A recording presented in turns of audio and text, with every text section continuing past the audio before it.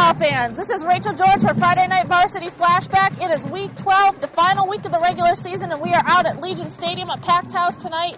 Plenty of conference races to be decided. We'll have highlights in this show from Laney at Ashley, East Bladen at North Brunswick, Wallace Hill at James Keenan, and this game, Hoggard at New Hanover.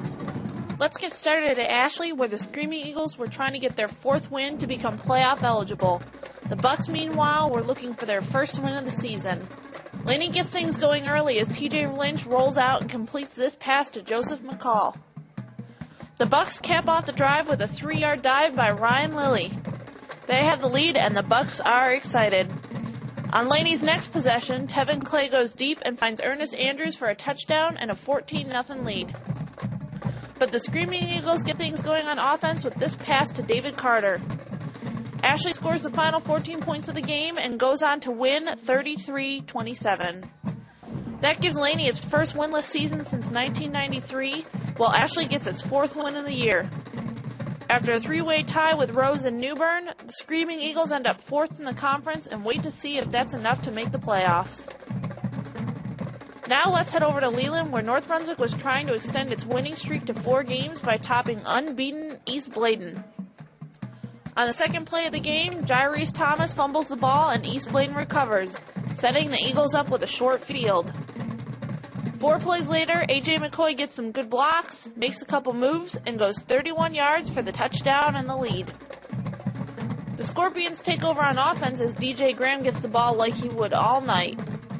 He helps get North Brunswick into scoring range inside the 15, but the Eagles get back-to-back sacks and force the Scorpions to throw on third down.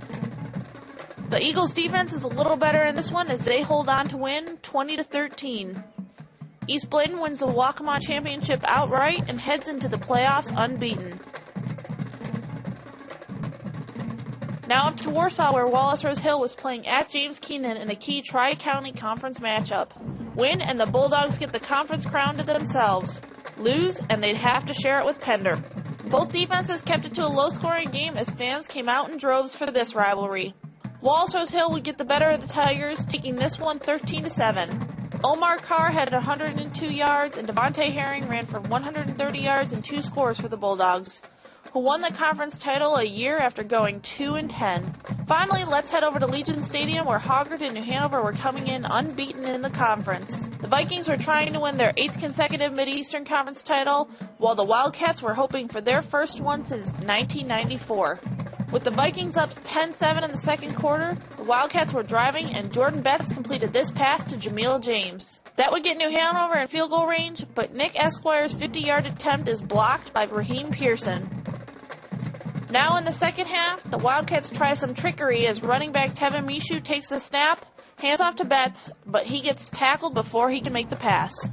Hoggard gets back on offense again, and Javon Jenright airs it out to Ashton Fry, who makes a big first down catch.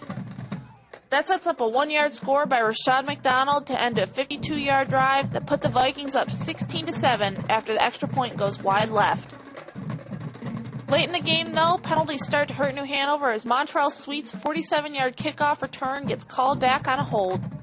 It was one of several mistakes the Wildcats made late in the second half. The offense tries to get something going as Mishu rips off a huge run, but the drive stalls and the Wildcats go for another field goal.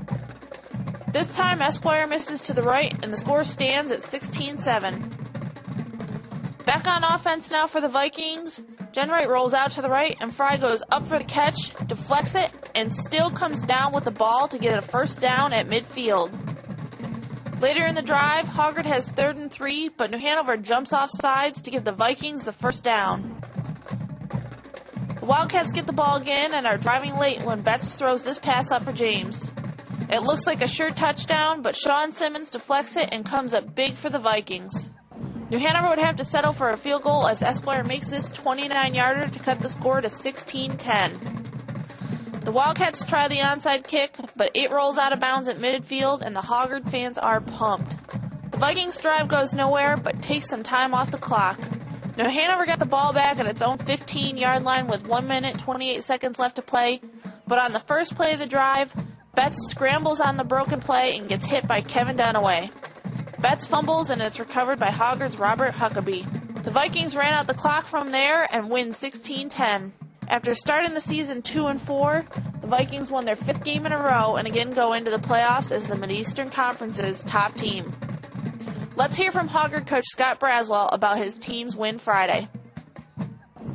These guys deserve so much credit, and these assistant coaches deserve so much credit because the kids never gave up hope, never stopped believing, never gave up their pride in being a good football player and us being a good football team.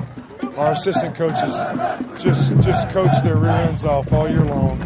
I thought coming out of the open week, October 2nd, and moving into conference play October 9th, I thought we were dramatically improved. And then each week we got a little bit better. Defense, just an incredible performance tonight. Our defensive staff, Coach Brown, Coach Underwood, and Coach Turner as defensive coordinator, just coached lights out. And those kids play so hard for them. Again, just so proud for those players to get to experience this championship. Now let's take a look at other scores from around the area. Hoggard tops New Hanover 16-10. Ashley comes back to beat Laney 33-27. New Bern wins at home against Rose 28-14. North Brunswick loses at home to East Bladen 20-13. South Brunswick picks up a Waccamaw Conference win over Whiteville 15-14. West Brunswick wins at South Columbus 28-6. Wallace Rose Hill wins at James Keenan 13-7. Pender tops county rival Trask 14-13. Lakewood beats Union 38-26. Topsail falls to South Lenore 19-13. East Duplin tops Croatan 53-23 to finish the season unbeaten. East Columbus wins its first conference title, beating South Robeson 21-6. Red Springs wins its first game of the year, beating West Columbus 28-13. And Dixon at Jones was late. Well, that's it for us this week, folks. Be sure to check back on Wednesday as we preview all of the first-round playoff games. But for this week, this is Rachel George for Friday Night Varsity Flashback on StarNewsOnline.com.